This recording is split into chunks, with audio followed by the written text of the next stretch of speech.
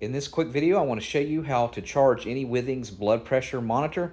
It's fairly simple to do. It doesn't matter if you have an older version, if you have a BPM Connect, if you have a Core, it doesn't matter. So in order to charge it, most people would assume that you would use a USB-C, but you're actually using a micro USB type B.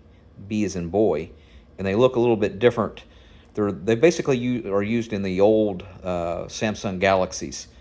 So if you don't have one, I'll put a link in the comment section where you can get one off of Amazon, fairly cheap. But as you can see here on this BPM Connect, that's your input, or if you have a Core or another version, it's pretty much the same. So the only thing you have to do is put that in there, and then battery indicator should pop up there. And it's going to show you usually the percentage of how much battery that you have. For whatever reason, if you're not getting a nice connection, you might need to find a different cord, or better yet, plug it in directly to a wall. Get your little wall adapter and plug in your Type B micro USB cord. So that's pretty much how you charge it. All right, thanks for watching. Make sure you subscribe.